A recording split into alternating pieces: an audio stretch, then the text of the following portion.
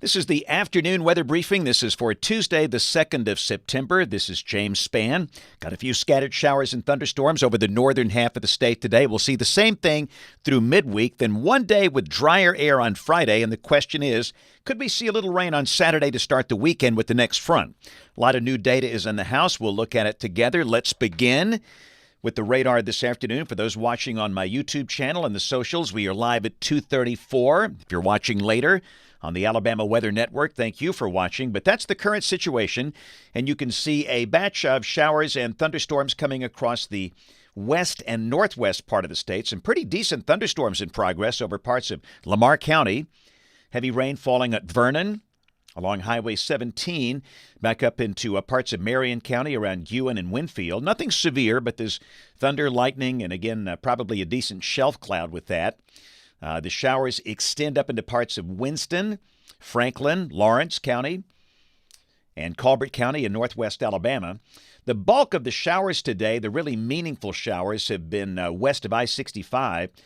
Pretty quiet for northeast Alabama. East of I-65, not much happening there. We'll work our way down to the south, and really there's just not much to see. We got a few showers in parts of Marengo and Perry counties, raining around Linden, Faunsdale, Thomaston, Dayton in Marengo County. And the southern part of the state is pretty much rain-free as expected. No rain at all for the southern part of Alabama or the Gulf Coast this afternoon. We'll check the upper air look, and again, we have a northwest flow aloft, a trough over the eastern states, ridge over the western states. We basically had this pattern for the past couple of weeks. Visible satellite imagery showing a partly to mostly sunny sky for most of the state, but of course there are exceptions. The sky is cloudy over northwest Alabama with those showers in progress there. There's the regional radar composite showing the showers over northwest Alabama and northeast Mississippi. And look at Muscle Shoals, Florence, 69 degrees at mid-afternoon.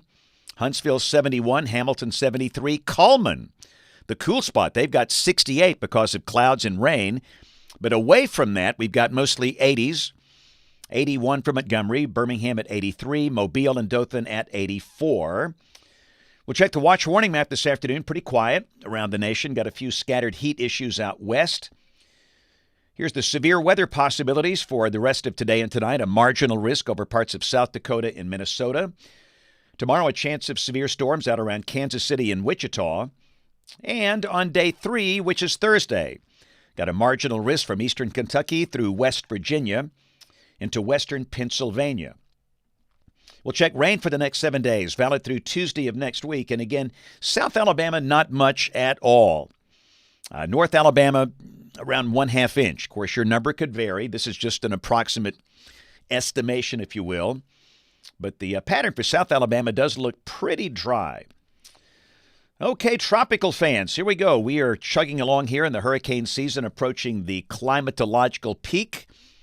About 8 days away, we have a wave in the eastern Atlantic. Just one feature. That's it. It's still remarkably calm for early September. The Gulf looks good. Caribbean looks good. Concerning that eastern Atlantic wave, the Hurricane Center is up the chance of this developing now to 70%. Which means there's a good chance this will become a depression or storm over the next 7 days. Let's look at modeling. Probabilistic outlook from the European Global Model. This is the chance of tropical storm formation between now and the end of next week, between now and Friday the 12th.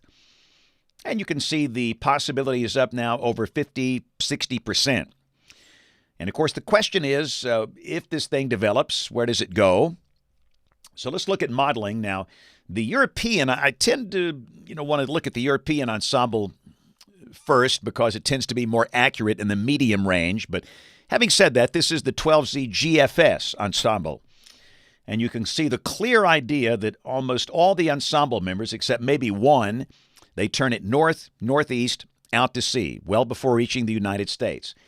I want to stress this is not carved in stone, but I think the upper air pattern certainly favors that, and the European has been favoring that solution as well. So at the moment, I would say the better chance of the track here would be a northward turn into the open Atlantic, well before the Gulf, well before reaching the United States. Still, we stress That's just a first look at this. It is really too early to be sure about the ultimate track and intensity of this thing, but we'll keep a close eye on it. So here we go, model fans. GFS 12Z run, 4 o'clock tomorrow. Pretty good upper low this over the western Great Lakes. Big trough over the eastern states. And again, I think tomorrow will be a lot like today. We'll probably have some scattered showers about. Now, this is the high-resolution HER valid tomorrow evening at 6 o'clock. And it shows a few showers, but quite frankly, these good high-resolution convection-allowing models have not done well with the showers in recent days, so we probably will have a little more than that. So much like today, for some of you, you'll get some rain. For others, nothing. Classic case, scattered showers, highs in the 80s. So Thursday, a front will be coming through. And again, the GFS continues to insist that the better chance of rain with this front will be northeast of Alabama, Tennessee, on up through parts of Kentucky, West Virginia, and Pennsylvania. But having said that, we'll certainly mention a chance of showers on Thursday with the front coming in here. And then Friday, for one day, we get into very dry air. That doesn't mean it's going to be a cool day. It will not. In fact, we're seeing a lot of model output suggesting we're going to see mid-90s on Friday. Dry air heats and cools efficiently. We start the day in the 60s. The high will be in the 90s, but the humidity should be low. So hot, yes. Humid, not really. So Friday, hot and dry, not as humid. Things look good for the high school football games Friday night. And so Saturday, here comes the next surface front from the north. And again, there's evidence that this thing could squeeze out a few showers Saturday afternoon or Saturday night. The front here late Saturday afternoon coming down toward Interstate 40 in Tennessee. So we've got Auburn with a home game. We have Alabama with a home game. And those are Saturday night games. And I think for both of those games, we're just going to mention the chance of a passing shower. I don't think rain's going to be a big issue, but just, taking a little rain gear might not be a bad idea. And the high Saturday will be, for most of the state, in the low 90s. It'll be a very toasty September day. And then Sunday, that front is on through, and we're back in dry air again. And Sunday, heat levels come down. High should be in the mid-80s for most spots. The sky should be mostly sunny. But then Monday, boom, the moisture comes back. So very changeable here. We'll bring back a good chance of showers Monday, maybe a thunderstorm. And a week from today, Tuesday, September 9th, pretty good trough. Look at that coming in here. Good-looking shortwave. And if that's right, that could be a fairly wet setup here for the first few days of next week. And quite frankly, most of the state could use some rain. I know that some of you are getting rain now, but many locations are not. Let's keep going. This is out 10 days. This is Friday, September 12th. A trough in the west, a ridge in the east, and this is suggesting maybe a few spotty showers, especially over the eastern half of the state at the end of next week. So it could be the better chance of showers next week will be over the first half of the week, Monday, Tuesday, Wednesday. This is rain for the next 15 days coming off the European Ensemble, the AI version. And as always, we tell you to look for the green line on that chart. But it's interesting to note we've got some outliers here. You got a few members of the ensemble that kind of go crazy with some 8-inch rain amounts. And typically when you see that, those are a couple of these outlier ensemble members that try to bring some kind of tropical system in here. But again, you throw those out, you look for the mean. And the mean is between 1 and 2 inches between now and the 17th of September. Temperatures off the NBM National Blend of Models. Ooh, look at Friday, 94 hot ones. Come on. But again, the humidity should be fairly low, so it's not going to be like your typical 94 we'd see in early August.